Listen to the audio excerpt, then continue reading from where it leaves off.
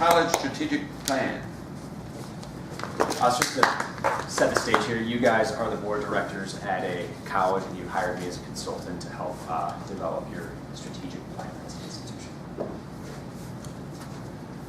So first of all, I'd like to thank each of you for giving me the opportunity to work with you on developing your strategic plan. I've spent a considerable amount of time researching the landscape for colleges and universities in the United States, and today I'm going to share with you some of the key trends and statistics that I've found in my research. After a summary of those facts, I'll discuss some of the key risks and opportunities that I feel your institution is facing, and then I'll provide some guidance on what I feel the best course of action is to both capitalize and address those risks and opportunities. So as you all may know, the cost of tuition at college has been skyrocketing, including at your institution. For decades, the average cost of college has increased at an average annual rate of 6 to 7%, which significantly outpaces annual inflation. To put kind of a perspective on how much college has increased relative to inflation, the Consumer Price Index increased 115% between 1985 and today.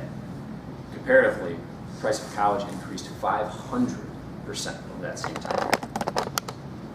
So what's driving that increase in cost? Does it really cost that much more to educate a student today than it did in 1985? The short answer is no. If you look at probably the biggest and most important cost in educating students, which is the salaries of professors, on an inflation-adjusted basis, the cost has actually gone down over time as a result of universities moving towards more part-time adjunct professors, whereas historically, staff were full-time, tenured professors who commanded higher salaries. So clearly the professors are not getting rich off these tuition increases. So you might think maybe it's the fancy dorms, the dining halls, the huge on-campus stadiums that's driving this enormous increase in cost. And to be sure, those costs have played a role, but without a doubt the biggest culprit is exponentially increasing administrative costs. These administrative costs range from CEO-like pay for presidents, multi-million-dollar salaries for coaches, and then an army of people in the bureaucracy who no one even really knows what the hell they do. The bureaucracy has gotten to the point that one frustrated PhD student actually created a website called Random University Title Generator. So you can go on there and click a button and it spits something out like Assistant Provost for the Task Force on Employee Engagement or something like that. You guys being university administrators, you may not find that as funny as I do, but so all kidding aside, investments in these administrative positions come at a seriously high opportunity cost. Every expenditure that the institution makes should be viewed in light of whether it enhances the university's core product. And that's a first-rate education. If the answer is no, the cost should be cut. So there's a few reasons that college tuition costs have been able to increase kind of unchecked over time. First is extremely high demand from students. It's no secret that in America, the way to get ahead and create a better life for yourself is to go to college. So students are willing to take on debt, pay these exorbitant prices to go to school, with the belief that later in life it'll pay off.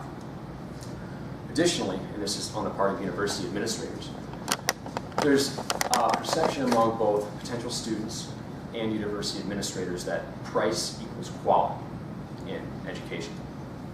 You know, if you're the president at Georgetown and you see that Notre Dame's tuition goes up to $65,000, you're thinking to yourself, well, we're the same as Notre Dame, we should get $65,000. And it's hard to argue with that logic. I mean, you look at how colleges market themselves today, and there's almost no discussion about the rigor of the coursework or anything like that. It's more about the college experience. It's turned into more of an arms race for everything outside of the actual education that you receive. But like any other bubble, music has to stop at some point. The trends that have allowed these costs to go unchecked for so long could change in a very big hurry. There's been extensive news coverage about ballooning student debt, and all these philosophy majors that are graduating with hundreds of thousands of dollars in debt are finding it pretty difficult to earn a return on their investment with the level of university prices. Additionally, there's a big rise in community colleges, vocational schools, and new kind of innovative offerings like coding boot camps that offer serious competitive advantages to the traditional four-year degree. These alternatives also have the benefit of pointing to these enormous price tags on four-year universities and saying, hey, look how much better our ROI is. We'll place you with a job, whereas you graduate with a philosophy degree and then you're kind of, hey, you had a great time, but you're still looking for a job.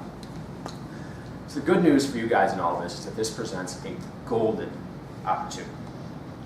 You guys have a wonderful product that's stood the test of time generation after generation. You simply have to get back to the basics, cut unnecessary administrative costs, and focus on your core competencies. I recognize that in doing this, you're taking a big risk in kind of bucking the trend and going in an opposite direction that all of your peers are. But I believe that by being the first mover in this trend, the rewards will far outweigh the risks.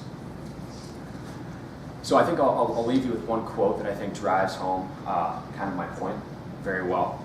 It's a quote by Warren Buffett. Only when the tide goes out do you discover who's been swimming.